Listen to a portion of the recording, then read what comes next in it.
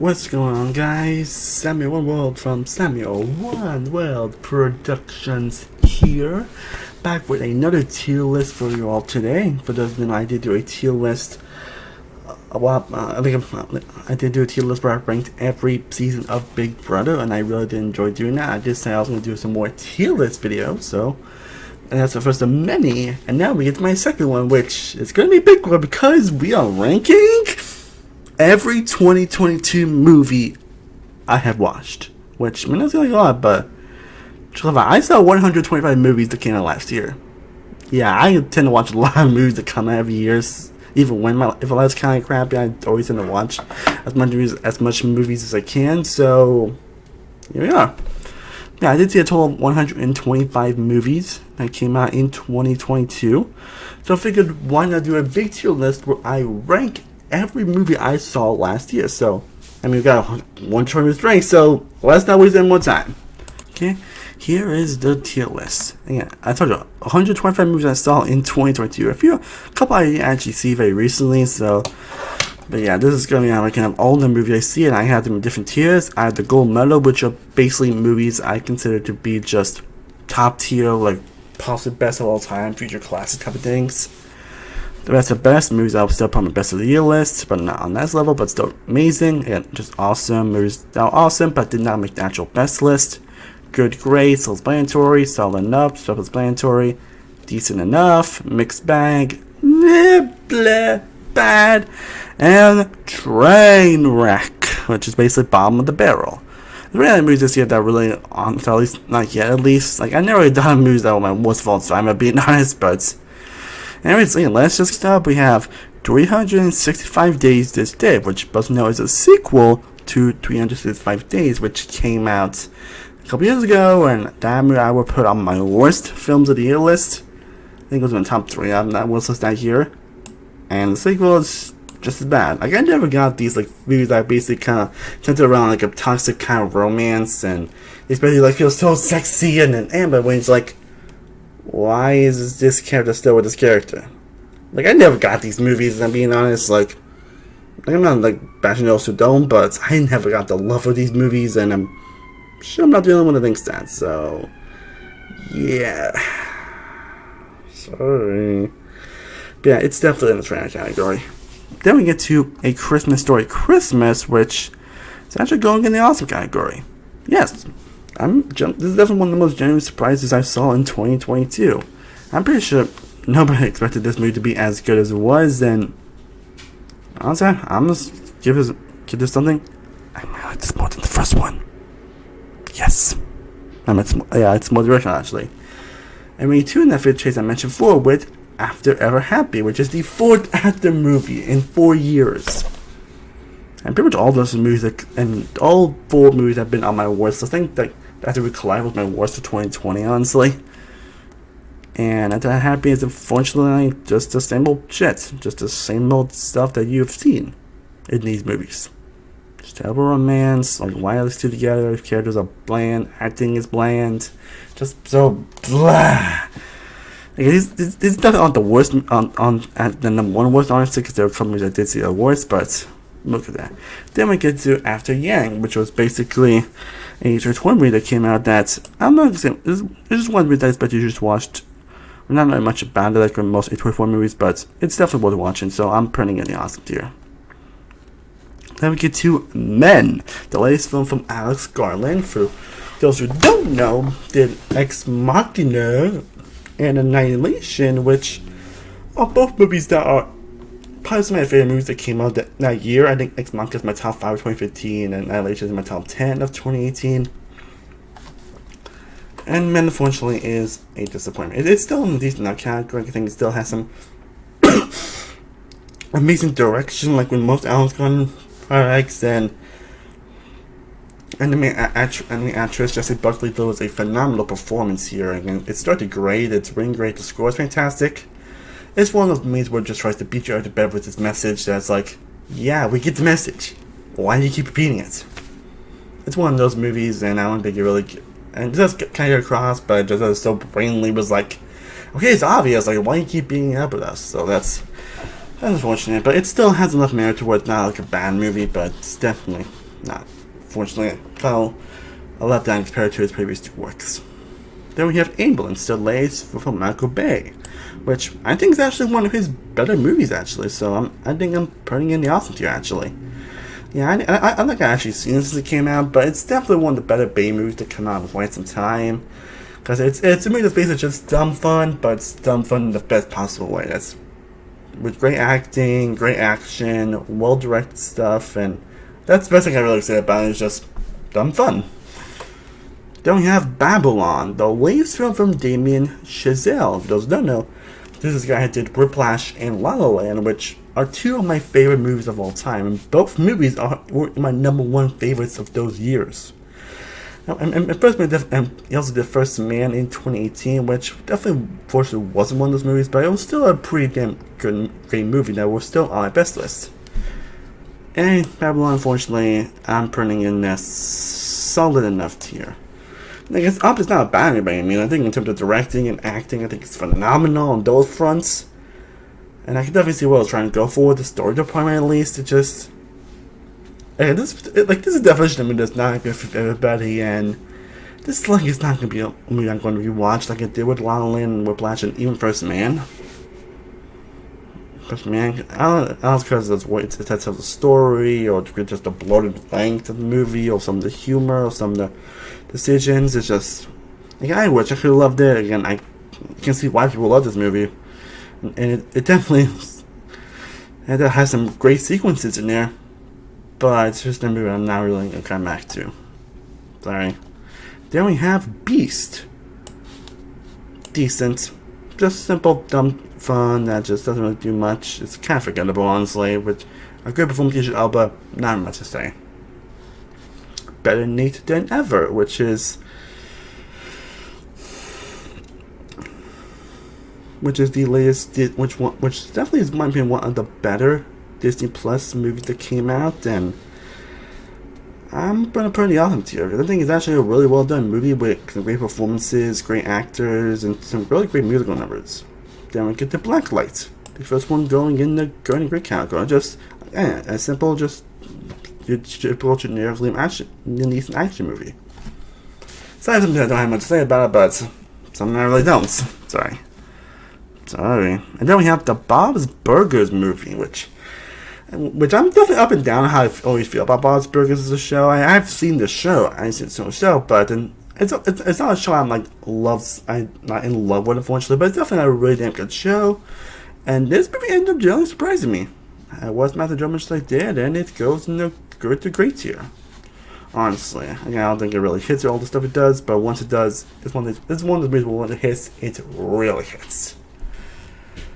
It's a movie I think is good for fans of the show, and even good for newcomers of the people who have not seen the actual series. Then we have Bodies.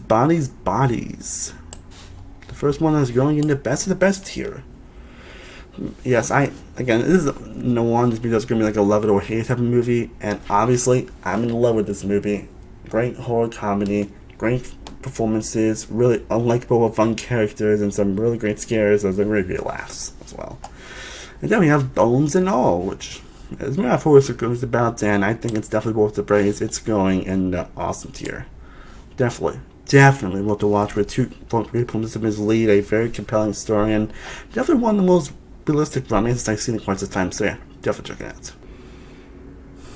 Okay, now we have Bros, a gay romantic comedy done by Nicholas Schroller, and this is definitely one of his better movies, and it's going in the awesome tier. Just a simple, fun, raunchy, hilarious rom-com with great performances from his lead actors that have really great chemistry, which are just really fantastic humor all around. That's the best way to describe Bros.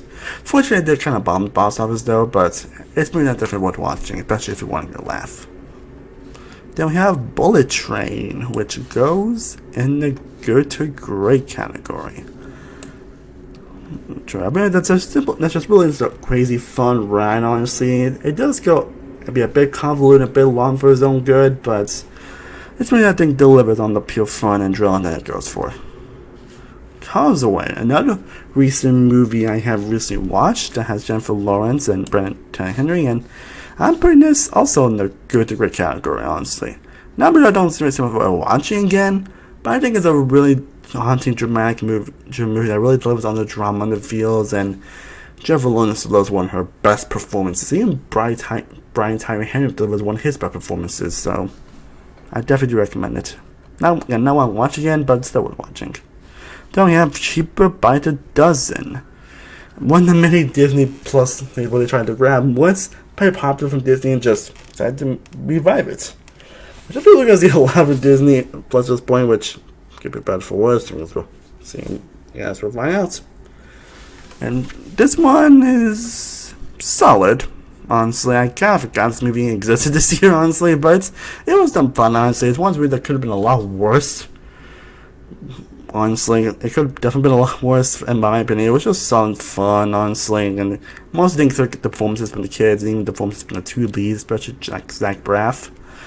Honestly, it doesn't really hit all the emotions it feels that it wants to do, but for what it is, it's decent, it's solid. Not really much I can really say, sorry.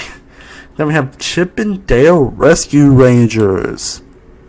Truly one of the biggest surprises of the year. Every time we put in an awesome tier, it is really surprising. Because I'm pretty sure nobody expected this movie to be good.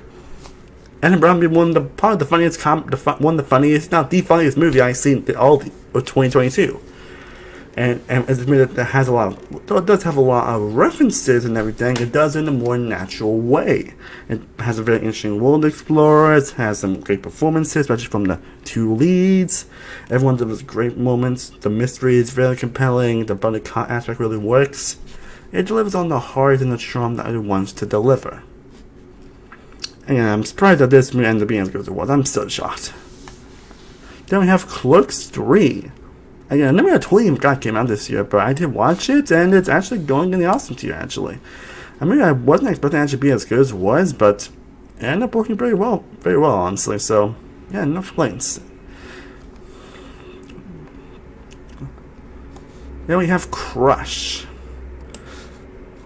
Good to great. It's a very heartwarming, compelling movie. Again, they're really trying a lot of LGBT stuff lately, LGBT plus type of stuff lately, and honestly, I'm all for it. Honestly, as long as it's not jam forced down your throats, I'm all for it. Well, I mean, you got a very heartwarming movie with some likable characters, some great comedy, and Lauren Blanchard delivering probably the best performance of her career. This one I definitely do want to. This is one of the movies I definitely do want to rewatch at some point to see if it will possibly climb up this ranking, but it's definitely worth watching. Then we have Dash Cam. Trainwreck.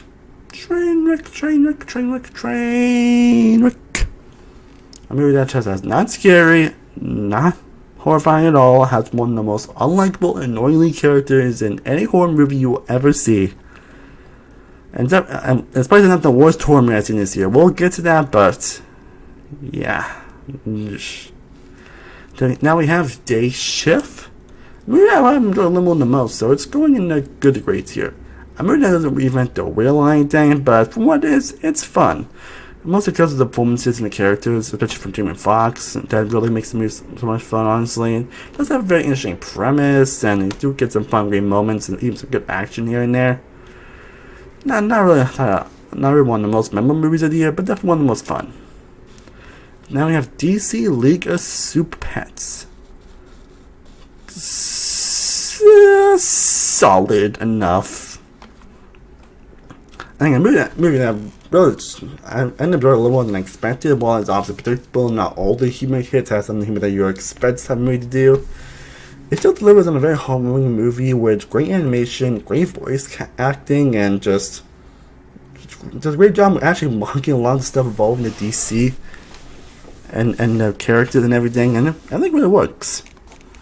And not exactly the funniest movie of the year, not the best anime movie of the year, but still a fun one. Then we have Death on the Nile, and this is also going in the solid enough tier. Definitely a movie I did enjoy a lot more than Murder on the Orient Express, so honestly I really didn't care for that one, honestly. And definitely not a movie I've always really just enjoyed, mostly because of the cast. I think the first act is kind of wonky, but I think this one movie that gets better the more it goes along, honestly. And it's really the cast itself with the performances and the interesting mystery that does, well, not the best business in the world, at least fun to watch, so that was puts it above the solid enough tier. Then we have Deep Water. Movie has Ben Affleck and Ana de Armas, but it was filmed when they were together, but now unfortunately, kind of looking up, I don't think it's a lot, but we have the first movie that's going in the mixed bags here. A movie I think did have a lot of potential to actually be a very interesting thriller. It's just a thriller, but kind of got the thrills. Yeah, I think the directing, the score, and the performances from his leads do save from being a bad movie or a boring movie, but again, this is one reason I really should have been so much more interesting than it was. Diary of a Wimpy Kid, Roger Rules. The first one was okay, and this one is going to tier, because I really did not care. I really did not care for this one. This one, honestly, and before they're going to be like all the animated movies, animated movies, and Disney Plus, and that's unfortunate, because that would be interesting. I just wish they were actually better, honestly. So this one definitely has a lot of same problems with the length, the characters, and everything. It's just in a lot less scale, and oh my god, that's pretty unfortunate. Now we have Disenchanted. And now Disney probably decided to revive and make a sequel 15 years later, and it's going in decent enough tier. The best part about this movie is that it's fun, but unnecessary. It does have some good charm, does have some good performances, especially from Amy Adams here.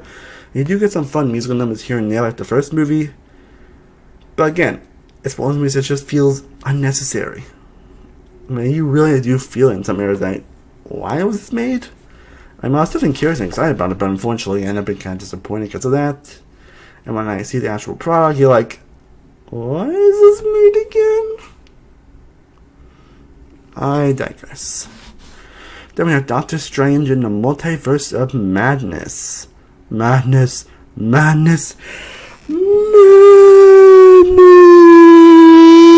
Which is going in the awesome tier. It's possible that it could possibly be on the best tier at some point, but as of right now, I think it's awesome. I do have my few issues with it, mostly from how the Illuminati is handled, and it does have some pacing issues, but again, this is basically a standard movie in the MCU. That's basically all I can ask for. Definitely not a top MCU in my opinion, but it's something that I actually did enjoy more than the first one. At least for me. Okay, now we have Dog, which is a movie I didn't realize was actually co-directed by Channing Tatum, honestly. And it's going in that good to great tier. And that movie I do want to rewatch at some point, and it's definitely a very heartwarming movie. Again, it's kind of what you expect from this type of movie, but I think it's definitely one of the better versions of this type of story, and they do a great job with delivering a great home story between Channing Tatum and this dog, and it's definitely the heart and soul of the movie. Here, honestly, it's definitely not a highly unpredictable movie in the world, honestly, but it's a movie that's going to make you go,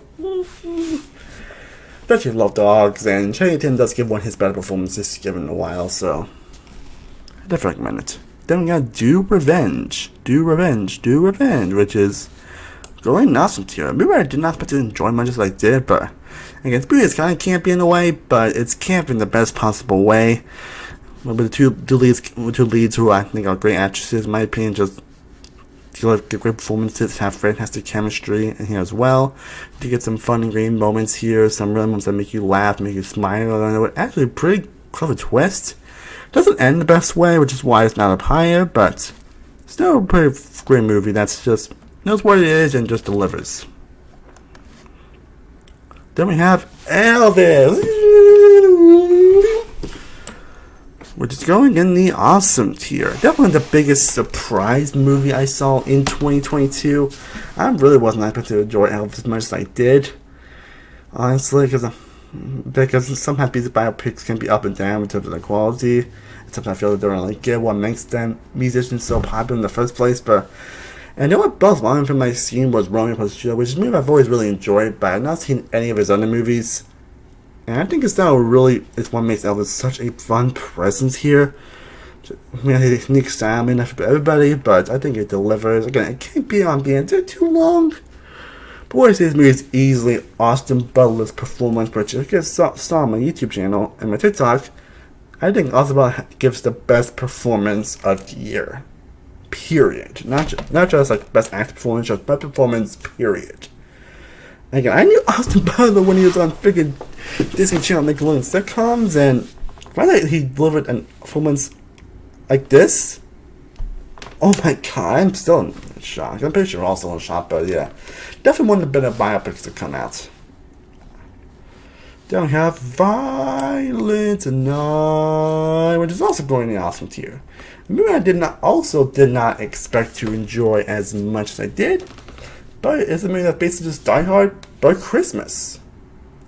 But in a Christmas type of theme and everything, and David Harbour playing Santa Claus, and that's how the original sees. Just great action, a surprisingly heartwarming story, and David Harbour delivering a fantastic performance and some fantastic action.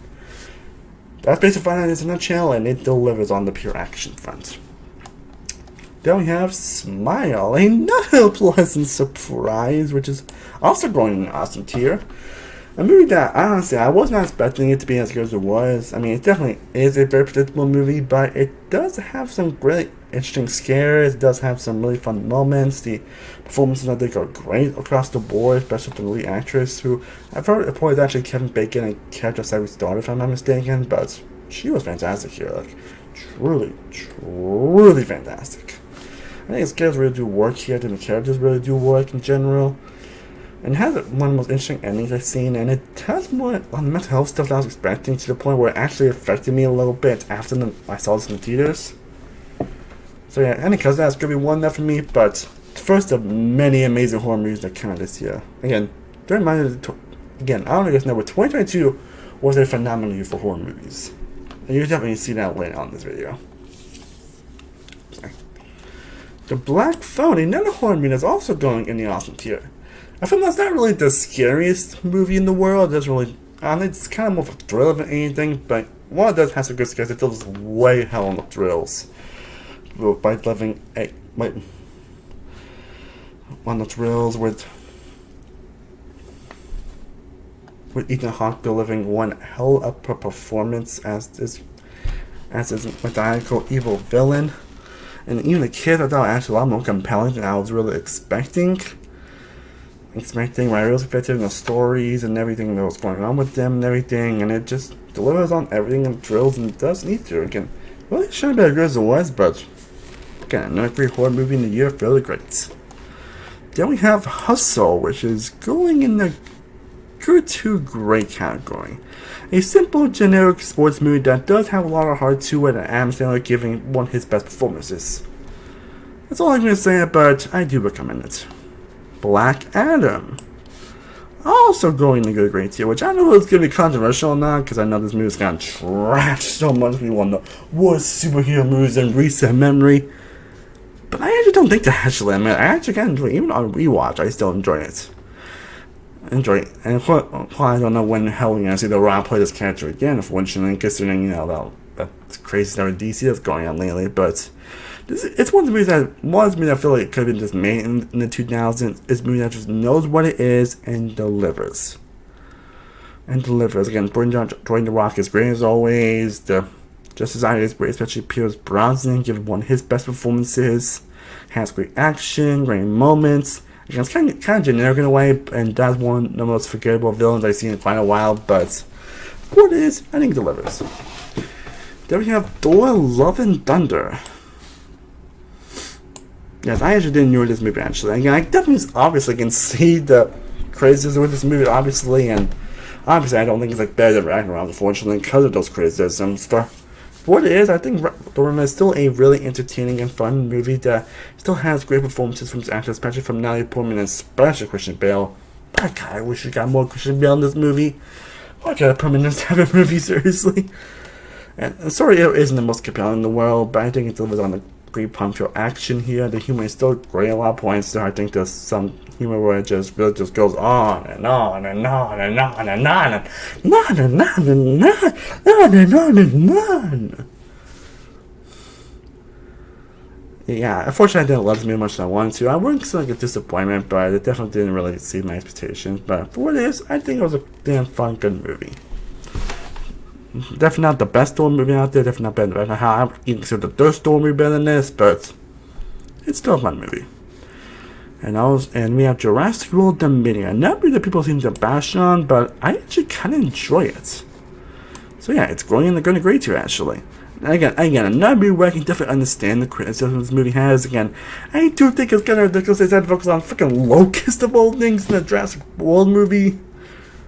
But for one deliver, I think you delivered some fun action sequences, some great moments with these characters. Again, seeing the new cast and the old cast, I think it was fantastic, and they have great banter and chemistry with each other. It's me that just put a big old smile on my face considering I've been watching this series for so long, and I can definitely understand criticism. Definitely not one of the best in the franchise, and I think, but definitely is one of the better ones, I guess. But it's definitely still a fun ride. I'm something that probably enjoy the sequels probably more than most people.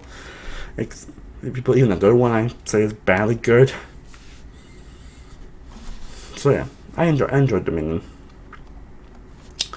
And now we have another, and I Want to Dance with Somebody, another recent movie I watched that basically is the biopic on the Whitney Houston, one of the best stars in the world, and it's going in the mixed bag category. Yeah, I really wish I liked it. I really wished I enjoyed this movie, but and it shows all the problems that I expected with your typical biopics, where it just kind of rushes through all the point events and just goes through what it says on Wikipedia. And I know it's hard to touch on everything in trying to have a movie, but even that, if it's length, it should cover more points of it. It still felt rushed. I think for the music and the performance from the main actress still saves me for being bad, but I wish I liked it more.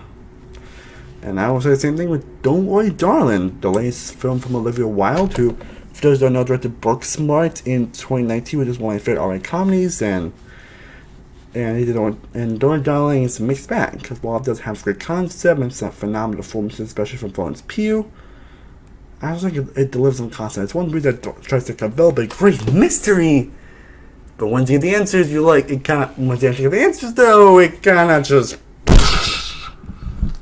That's all I'm gonna say about it. Barbarian.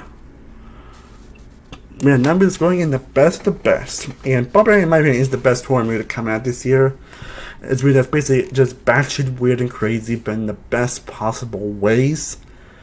It's one of the most unpredictable movies I've seen all year. It's one of those movies where you think you don't know where it's going, and it just nails it. It just delivers and just.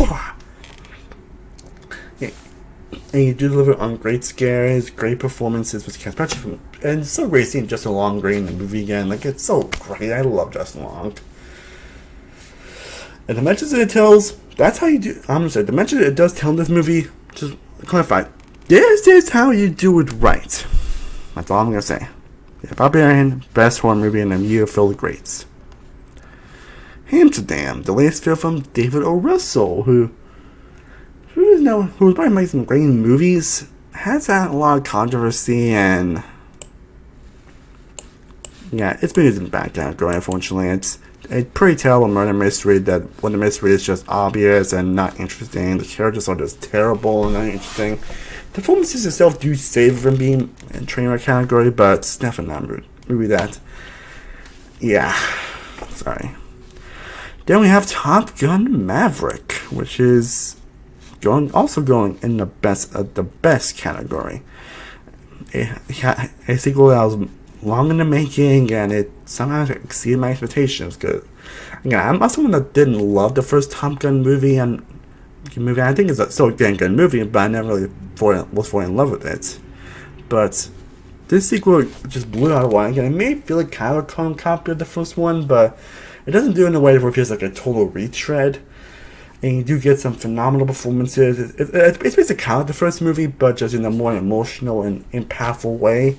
And you do get some unpredictable turns to this movie. You do get some phenomenal performances. Can't just say, not just that Tom Cruise is great in this movie, as always.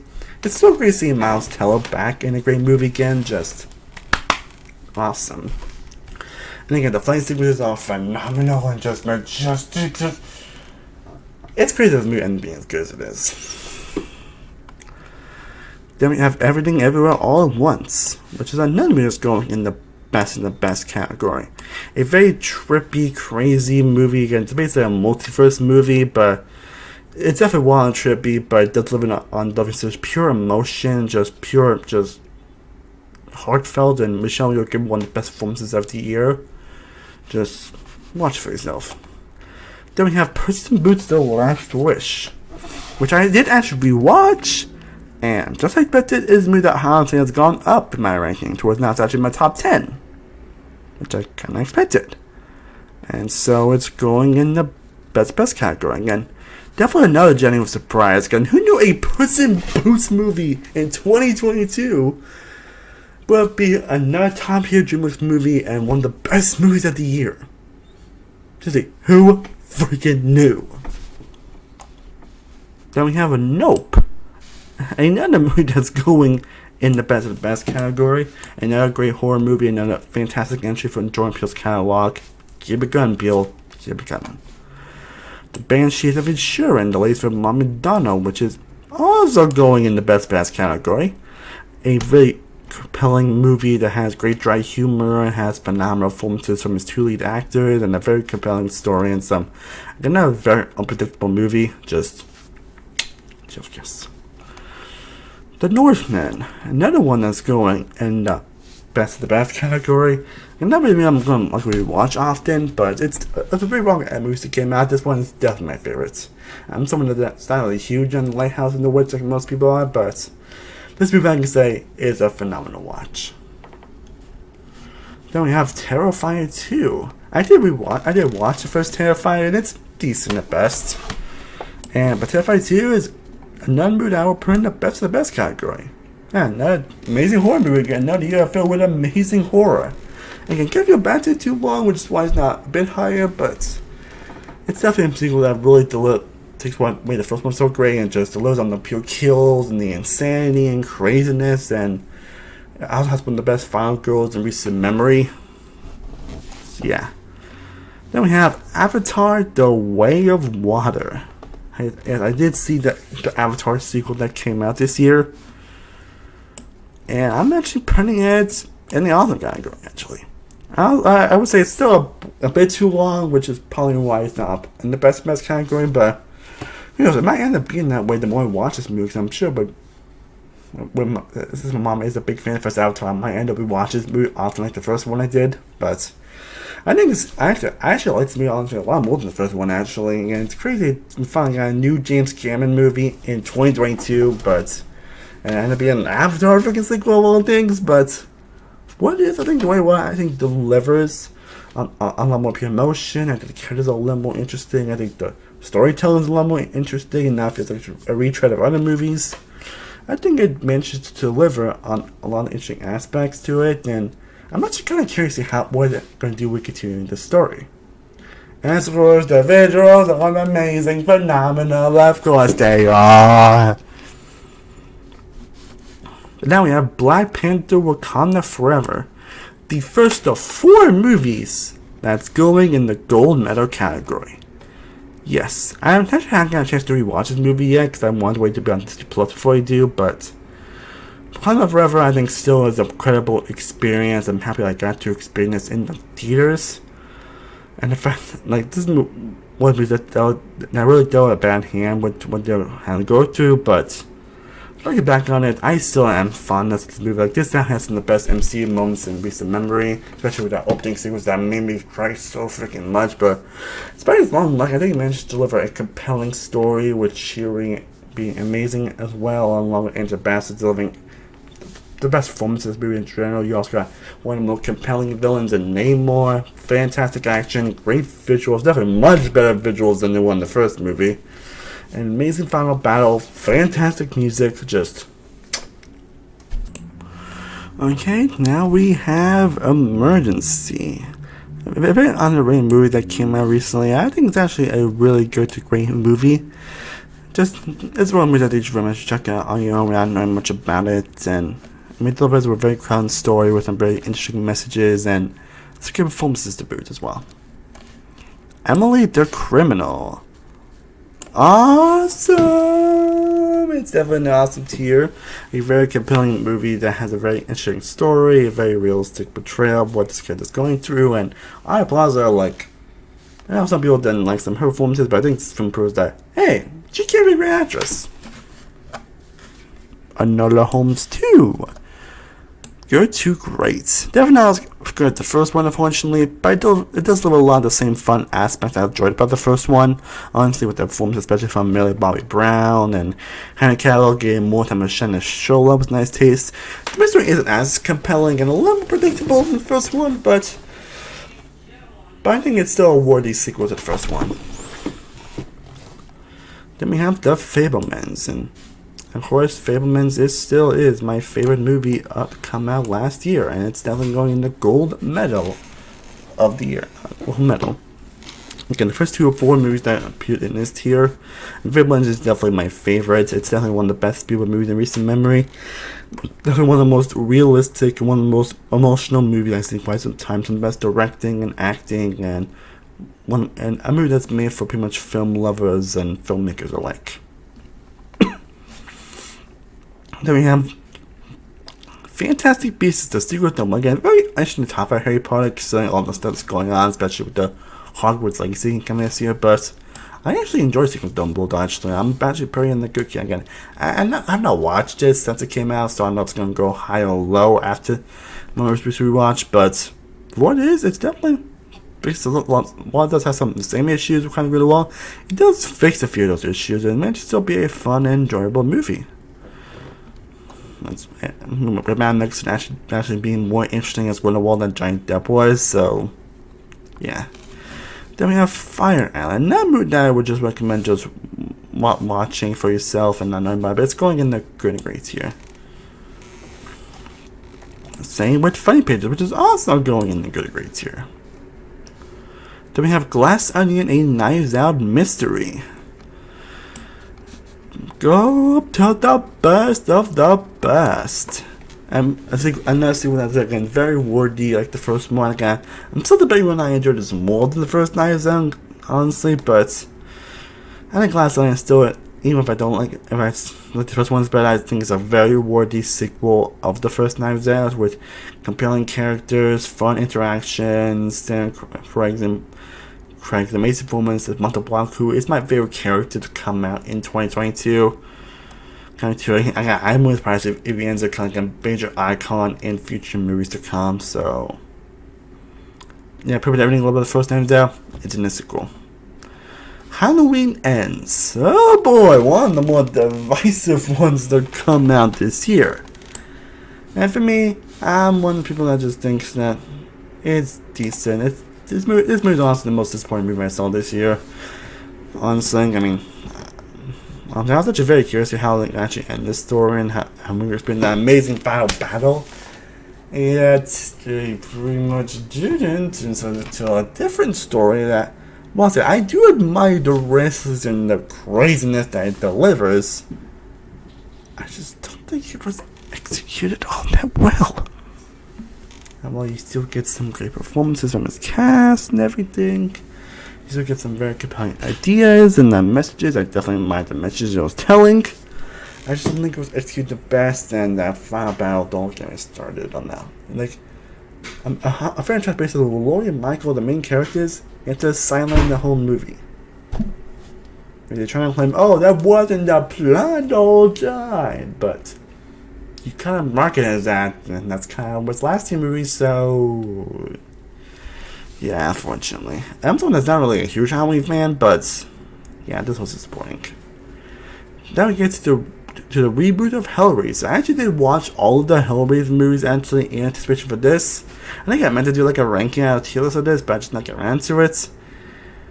And again, definitely one of the most topsy-turvy horror franchises to come out, and but this reboot, in my opinion, is probably the best one in the series, and it's actually going in the awesome tier.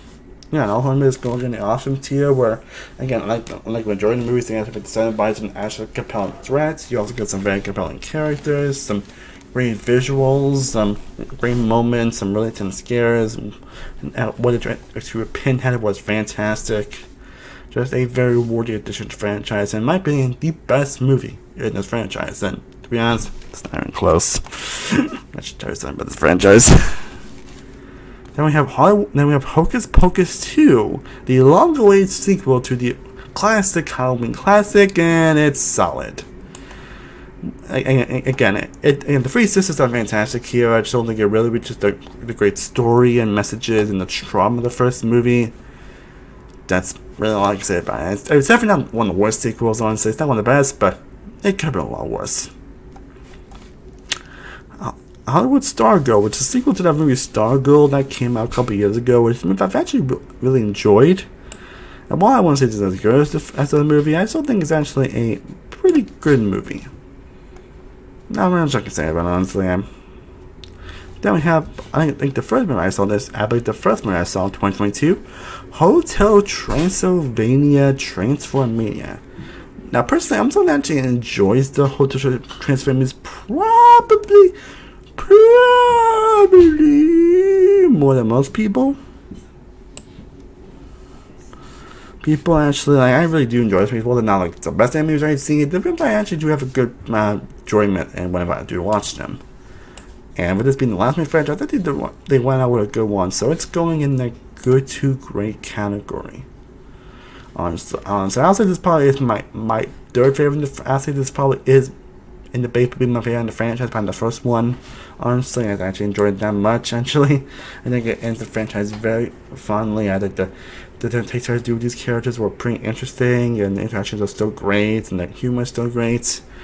Again, I know these movies aren't for everybody, but I always get a kick out of them. Then we have I Want You Back, a very sincere movie that's definitely a lot more sincere than we would expect. It's definitely one of the more underrated movies coming this year, and it's going in the good great category. But that's one of the better rom-coms to come out recently, not one of the most unpredictable ones, but it definitely delivers. It definitely delivers. Jackass Forever. Awesome! This basically is just Jackass, and that's pretty much all you really need to know. It delivers that pure fun that you put Jackass, and that's really, again, all I can really say, because it's Jackass. Then we have Jeepers Creepers Reborn, the worst movie I saw of 2022. And it's probably be great for horror, there were definitely no duds, and Jeepers Creepers Reborn is definitely one of those duds. Definitely one of those duds. It's unfortunate, but you know, it's what is, and it's definitely one of the worst horror movies I've ever seen, honestly. Not one of the worst movies, period, honestly. At least I probably will be, honestly, but yeah. Good Cooney. A movie that I don't know if I even watched, honestly, but it's enjoyable enough to go in the good to great category. Not really much I can say aside from the actress living her performance. Then we have Lightyear, which is one of the more disappointing movies I've seen this year, considering, you know, it's Pixar. But it's still gonna have to go. It's still gonna have to go in the good and great category, but it's definitely the lowest of that category. And I really wanted to love it so much, honestly. And even after rewatching, I kind of liked it a bit less, honestly. I think that really has some damn good first two acts and has some breathtaking animation. The performances are great. The dog character steals the show, but that third act really brings it down for me. And if you see the movie, you probably know why. Then we have Luck.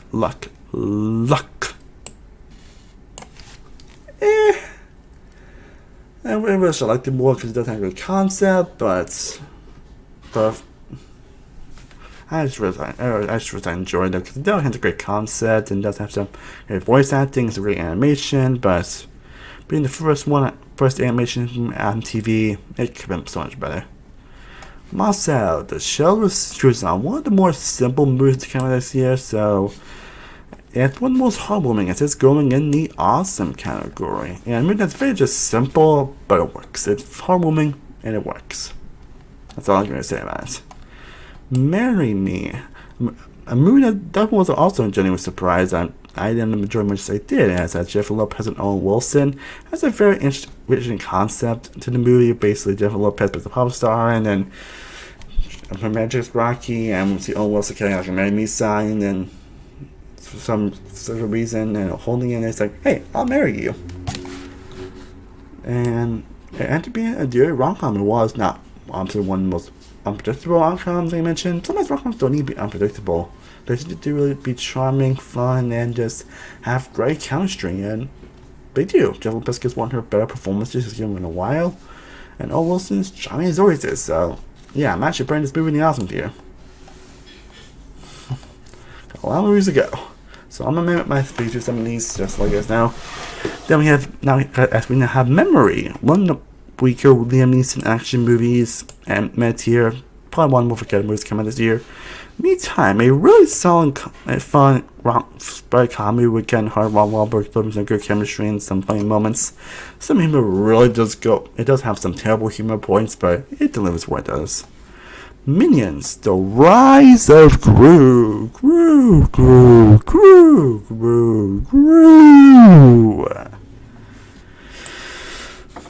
Actually decent. I actually chose more than the first one, but it still has some same problems. But at least it has Gru in it, and actually managed to deliver a very decent movie that has some good humor into it. Moonfall, also decent.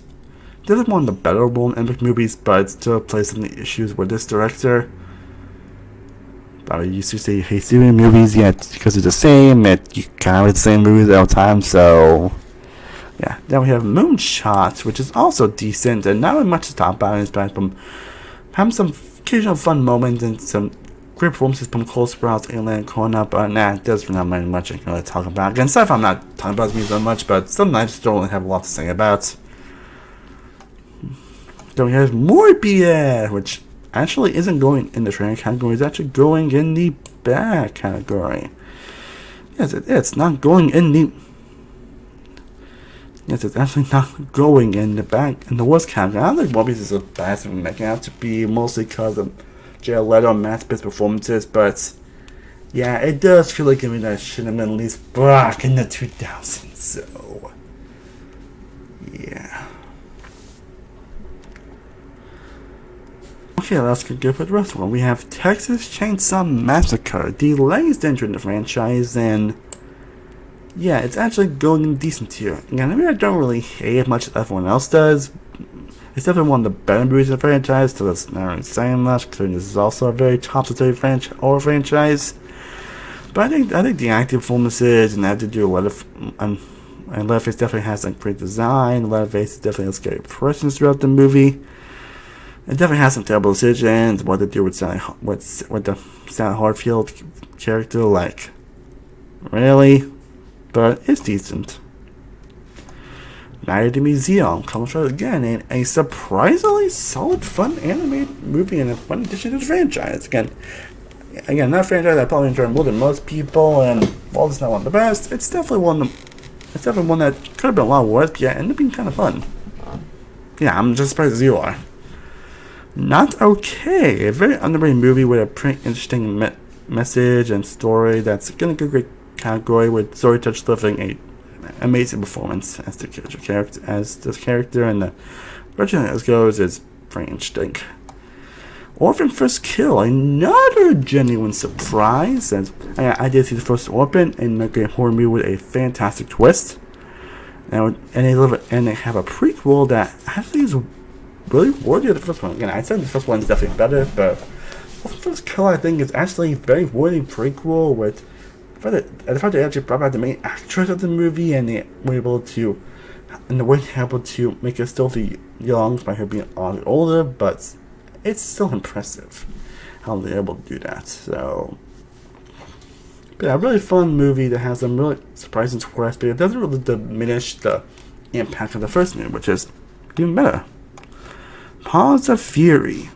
I really didn't care for this one.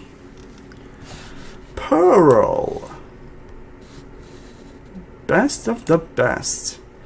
And yeah, definitely get to excellent on, but this is definitely another amazing prequel to that original movie. And this is how you do prequels right, but this is how you do prequels right, people.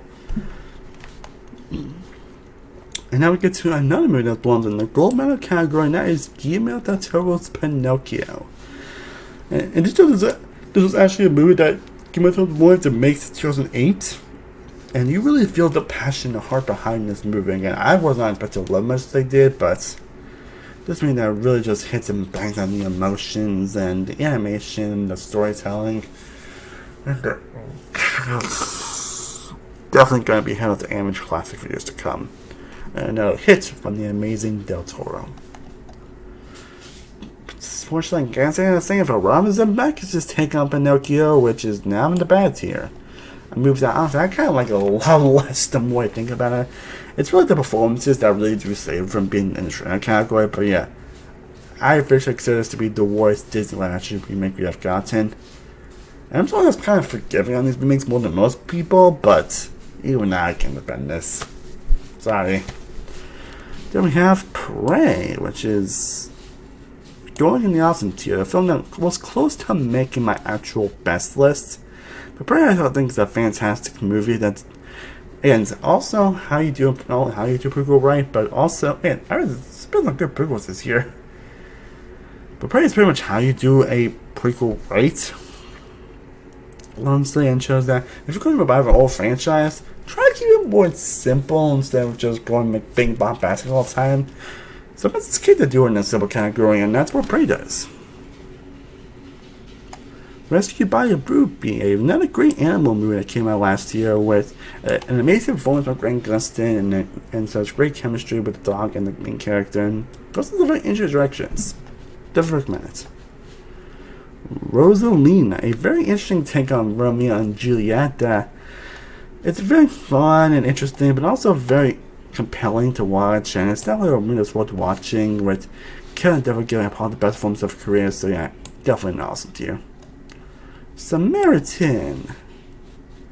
It's good, but I wished it was amazing, because, I mean, a superhero movie so alone, how can it not be great? And it's pretty, I still enjoy, and still is amazing in the movie, of course, but in terms of the story and the character, it doesn't really deliver that great. It's just kind of generic. And still has fun moments, still has the great aspects, but I just wish the story was more compelling. Now we have Scream! Latest entering the Scream franchise, which is also growing in the best of the best category. They're growing definitely a worthy sequel. That might be the second best Scream movie behind the original, and I mean that really mocks racist sequels in the best possible way. It's going to be interesting how they're going to do this next Scream, especially without having new cameos in the movie. But you know, they did a great job with this. So I'm definitely curious to see how they're going to do it. Senior year, not the worst come in the world, but yeah, the concept could have much better. Sneakerella. I'm pretty sure guys even came out this year, and honestly, I kind of did, and it's definitely the most forgettable movie of the year. That's all I'm going to say. Sonic the Hedgehog 2. Also going in the awesome tier. In my opinion, a worthy sequel. In my opinion, I enjoyed it a lot more than the first one. Definitely one of the most rewatchable movies I saw this year. Definitely in the bay with, I think definitely the future is my favorite video game adaptation. And just a fun, enjoyable movie that really gets Sonic and his world and everything. And Tails and Knuckles were fantastic. Eggman's still amazing. Just, even the human character that was actually a lot better in this movie. So, yeah, no complaints. Then we have Spiderhead, which is actually done by the director of Top Gun Maverick. And it's decent. Again, Christopher Miles Teller, great in the movie, but that thing's great, but with its concept, it should have been much better, yet it's just painfully generic. Painfully generic. Spirited, a Christmas movie with Ryan Reynolds and Will Ferrell, and it's going in the good to great category. And it's still kind of too long, and definitely doesn't do anything to change the actual Christmas Carol aspect, but it does have great musical numbers, and Will Ferrell and Ryan Reynolds delivers some great chemistry and deliver the usual charm they usually deliver. Chom.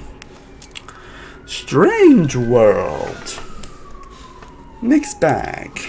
Definitely one more disappointing movie I've seen this year considering, it's Disney, and honestly, I told you that this movie wasn't coming out until I heard about it, and then something came out, so yeah.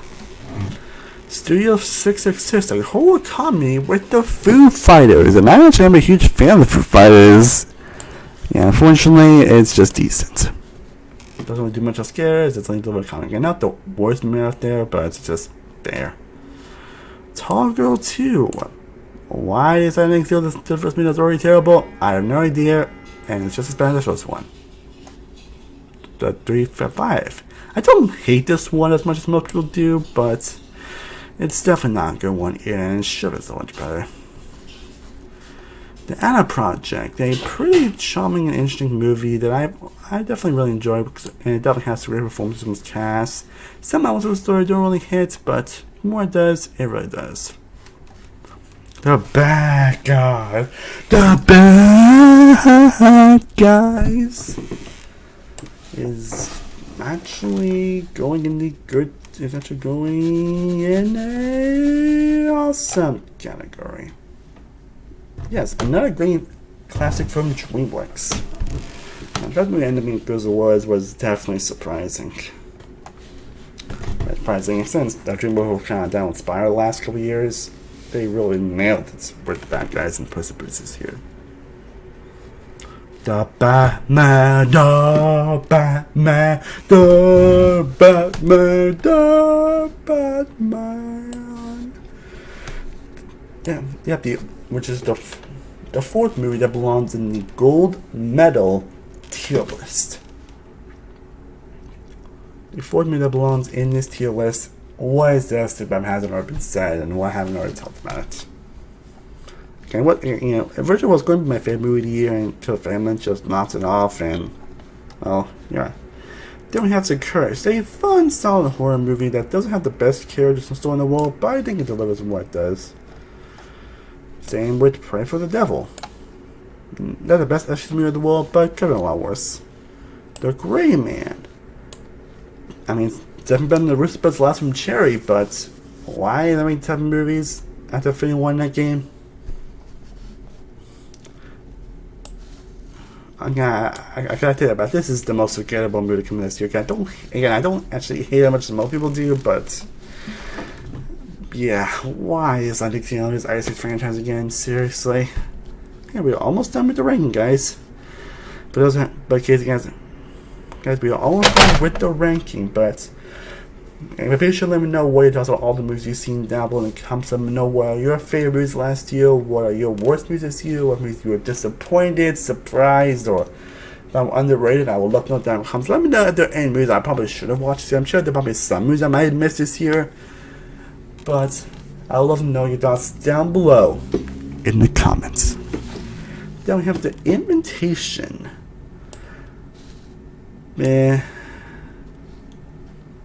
Again, could have been a great bad movie, but it's just aside from a great performance from Natalie Animal, it just doesn't deliver on what it sets out to do. Sorry. The Lost City. Definitely a really good movie with Sandra Bullock and Dan Radcliffe deliver great performances, and Channing Tatum also being great as well. Just a simple, fun adventure movie. The Menu. Another movie that's going in the best of the best tier. A movie that definitely delivers on the satire of food culture, and we're very fine that Anthony Joy Nichols Holt delivering top tier performances. There's also almost a good gift for Anthony Joy as well with this and The Northman this year. The Monsters. The Monsters. Unfortunately, also goes to the bad category. And could have been a very interesting concept, an interesting movie, and does have some great performances from his leads, aside from Shani Moon. Again, she's not a good actress, but it just kind of falls apart and deliver on any of the laughs or the fun that you expect. It's like one of those movies that just like, what? What's me for? My mask. Then we have the next 365 Days, which is a sequel, two of these movies came out in the same year. And yep, it's just as bad. Not worse. The Princess, a pretty solid movie that, while it's not one in the world, it does deliver on some fun acting. Just enjoy King delivering one of her better performances. Please stick more to music, please. Joey King, please. You deserve much better. The royal treatment, not much to say about it. Decent. Same with The School for Good and Evil. Definitely one more forgettable Netflix movie, despite having a great concept. The Sea Beast, a good to great movie. Could have been higher if it wasn't the fact that this movie was obviously How to Train Your Dragon ripoff. But I think it's definitely a pretty damn good movie, and I'm actually curious to what they're going to do with the sequel. Yes, they just announced that they were going to release a sequel. Okay, almost done, guys. The Unbearable Weight of Massive Talent. Another movie that's going in the best of the best category. Definitely in the debate for the best comedy to come out this year. And Nick Cage. What can you ask for?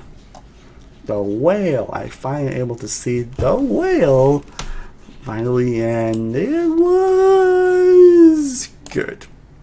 Yeah, unfortunately, I wish I loved this movie, but I think the mean-spiritedness really was a bit too much for me, honestly, and I really didn't care for some of the characters. I know their one might be liked, but I don't know, I just didn't really connect with some of the characters as much as I wanted to.